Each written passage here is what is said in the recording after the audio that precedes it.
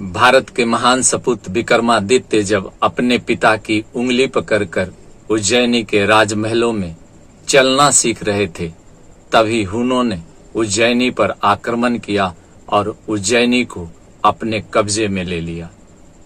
विक्रमादित्य के पिता उज्जैनी को छोड़कर मालवा चले गए और अमरावती को अपना राजधानी बनाया।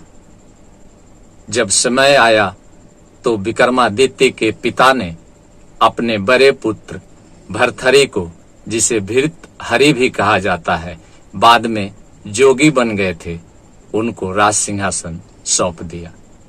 भर्तहरि अपना राजपाट चलाने लगे और जन जन के प्रिय हो गए। कहते हैं महाराज भर्तहरि की पत्नी पिंगला ने बेवफाई की और महाराज भर्तहरि अपना राजपाट छोड़कर जोगी बन गए।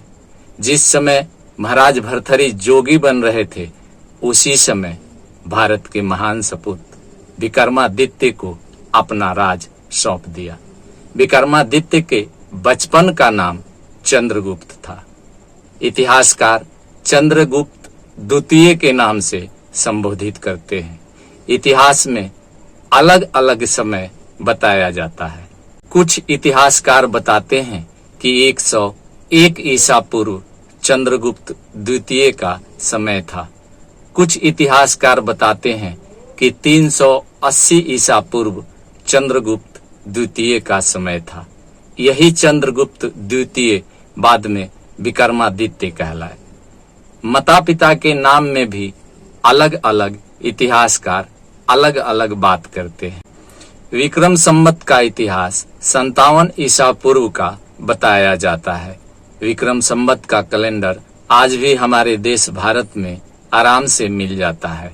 इसलिए इतिहासकारों का मानना है कि 101 ईसा पूर्व विक्रमादित्य का जन्म हुआ था। विक्रमादित्य के पिता का नाम गंधर्वसेन तथा माता का नाम सौम्य दर्शना था। किंतु कुछ इतिहासकार कहते हैं, लिखते हैं कि विक्रमादित्य के पिता का नाम समुद्रगुप्त और माता का नाम वीरमती था।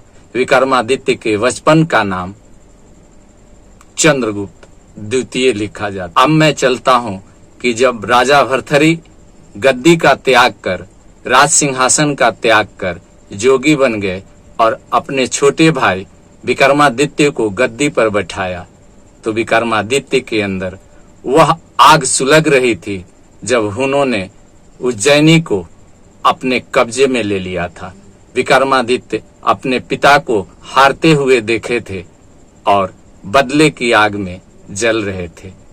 मालवा के राज सिंहासन पर बैठते ही विक्रमादित्य ने सबसे पहले जंगल और पहाड़ में रहने वाले लोगों को अपने सेना में शामिल करना शुरू कर दिया। यह वही लोग थे जो शेर, बाघ और चीता से भी लड़ जाया करते थे, अर्थात इतने जाबाज, इतने साहसी थे कि वह जंगली जानवरों से लड़ने में तनिक भी नहीं हिचकते थे। यही साहस, यही वीरता चाहिए था चंद्रगुप्त द्वितीय को अपनी सेना में। अतः चंद्रगुप्त द्वितीय ने अर्थात विक्रमादित्य ने इस जंगली और जाबाज सिपाहियों को अपने सेना में संगठित कर उज्जैनी पर हमला किया। यह आदिवासी जो बाघ और शेर जैसे जानवरों से आंख मिलाकर लड़ते थे, उज्जैनी को जीतने में देर नहीं लगाई और जल्द ही हुनों की हार हुई। उज्जैनी महाराज विक्रमादित्य के अधीन आ गया। महाराज विक्रमादित्य उज्जैनी को राजधानी बनाए और इस जीत के खुशी में विक्रम संवत की स्थापना की, अर्थात वर्ष की गणना शुरू की। चंद्रगुप्त द्वितीय को उज्जैनी जीतने के बाद, उज्जैनी के सिंहासन पर बैठने के बाद विक्रमादित्य की उपाधि दी गई। विक्रमादित्य का अर्थ होता है विक्रम प्लस आदित्य, अर्थात विक्रम का मतलब शौर्य, पराक्रम और आदित्य का मतलब सूर्य के समान। जिसका पराक्रम, जिसका शौर्य सूर्य के समान हो, उसे विक्रमादित्य की उपाधि दी जा सकती है। और चंद्रगुप्त द्वितीय को विक्रमादित्य की उपाधि दी गई। कहते हैं सम्राट अशोक ने जो अखंड भारत बनाया था, विक्रमादित्य उस अखंड भारत को एक करने में लग गए, क्योंकि सम्राट अशोक के वंशज उस अखंड भारत को एक नहीं रख पाए थे।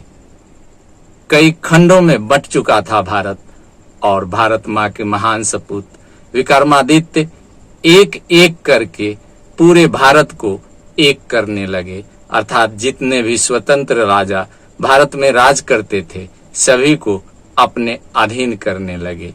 जो बात से मान गया उसे बात से, वरना युद्ध में हराकर उसे अपने अधीन करने लगे और पूरे भारत को एक कर लिया।